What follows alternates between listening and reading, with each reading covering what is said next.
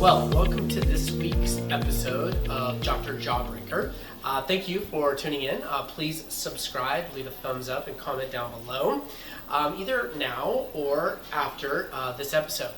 Today we're going to talk about mixed martial arts. I had this fellow the last time I was on call that was cage fighting, and when he was cage fighting he got kicked. And I actually have a photo of the kick that broke his jaw. So this is going to be towards the end of the video for you guys to stay tuned to check this out. It is a very impressive photo, and you can definitely see in the photo why his jaw broke. I think the thing that sticks out the most to me was the awesome form of the guy kicking, and then you can also see this big muscle, the sternocleidomastoid muscle, just bulging, trying to keep his head attached to the rest of his body. Now, he came in after cage fighting and was brought to the hospital and had a bilateral mandible fracture on both sides. Now, interestingly enough, just this week, talking to other patients, one of them was actually working this event and remembers an ambulance coming to the event, and I don't know, but presumably to help this fella and to take this fella to the hospital. I haven't been able to ask the patient with the mandible fracture if this is indeed part of the story or not, but it seems like the right timing and really one of the only locations in this area that does this. So also, I think it would be wise for cage fighters to have like an oral and maxillofacial surgeon on retainer. So for all you MMF fighters that are out there watching this, please just give me a call. Let's get, I'll give you a card. We'll just get a retainer going just so that I'm there and available for you when you break your jaw. It'll just be an easier transition. All right, let's go ahead and take a look at this fella's jaw fractures. I'm going to start off with what's called an axial view. And so if we look at this picture, you're going to see a cross-section of the jaw, and these are lower teeth.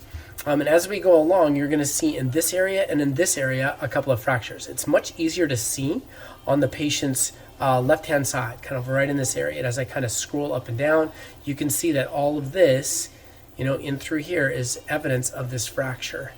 And I'm going to show a different view here that's going to help make this make more sense. On this side, a little harder to see, but you can see one of the cortical fractures here, and it does go through and through, and it's going to be easier to see on another view. It kind of goes through this area and straight down. All right, let's go to a coronal view here. All right, so, a sagittal view. So if you take a look here, this is the one that was more difficult to see. And right in through here, we're going to call this a horizontal Ramus fracture. And you can see evidence of it here, going all the way along and coming through. Now this is the nerve that runs down through the lower jaw that gives sensation to the lips, to the cheeks, to the gums, to the teeth, and to the tongue. Not always the tongue, usually not the tongue, but it's called V3, or the third branch of the trigeminal nerve. Sometimes the lingual nerve will attach to this up a little bit higher, or be attached to it and then branch off. So anyways, this is the third division of the trigeminal nerve. Now if we go through and look at the other side, scrolling, teeth, right here, this is a cut through the maxillary sinus, and this is all thickened sinus mucosa. This was not because of the injury, but it is important to be able to know what this is so that you can delineate, like, hey, is this from the injury or is it not?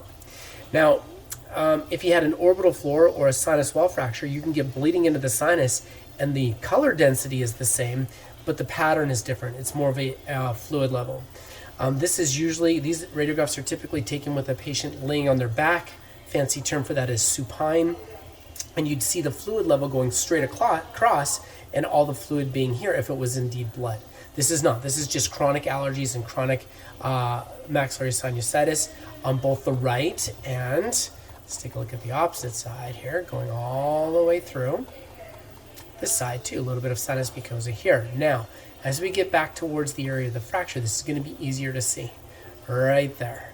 Going all the way through, exiting the mandibular angle and coming out here as well. All right. So what we're going to do now is take this down and show you some post-operative CT scans. This is the post-operative CT scan. Now the first thing you're going to see is this. This is Eric arch bars, and these things are what are used kind of like braces on teeth to wire jaws together. We wire their upper and lower teeth together because it brings their occlusion, their bite in, which drags the bones along with it. Then an incision was made in the third molar area inside the mouth on the right and the left-hand side so that we could get access to this fracture. And you can see here a screw, another screw, another screw, and then as we go along, the plate is bridging the fracture, going onto the other side, which stabilizes that jaw fracture. This one here was tricky to get in. You can kind of see the really obtuse angle, but we were able to grab some bone there. If we look at the opposite side, again, you're seeing screws, screws, screws, screw, and there's a plate through all of this as well. So that allowed me to complete, or technically completes, the ORIF, which stands for Open Reduction Internal Fixation of a Bilateral Mandible Fracture. Incidentally, as we go through this CT scan, you can also see another nerve here. This is in the maxilla called the nasopalatine nerve. And if we go down into the mandible, you can see right here a tooth that is incidentally struggling as well. That's a lower incisor, so something that his dentist is going to have to take care of in the future. So now is your reward for staying tuned in. You're going to get to see the picture that caused this fracture, or the kick, a photo of the kick that caused this fracture. I have to say perfect form on the kick. If you're going to break your jaw, you want it to be just a beautiful kick, and that's it. So if I had to get my jaw broken, that's how I want it done, I think. Anyways, I hope you enjoyed this. Please leave a comment down below. If you have any questions, let us know. Remember, thumbs up, subscribe, again, the comment, and we'll catch you next time.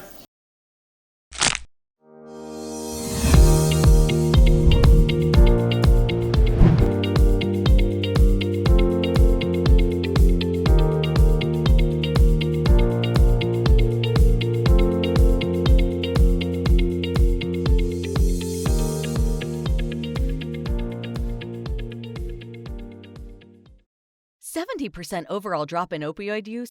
And with the proper understanding and use of Exparel, you too can see the success that Exparel will bring to your clinic. Dr. McClelland, DDS, has been using it in his clinic for a few years now, and he's seen great success in his patients and their pain management every day. In this 6-video series, you get a professional masterclass that will give you the jump start you need to include Exparel in your daily routine. It includes a bonus PDF with a patient information handout, post-op medical instructions, and a quick look sheet for the materials and supplies for explaining Exparel. Go to teachable.com today and get educated on a non-opioid anesthetic that will help your patients have a better day.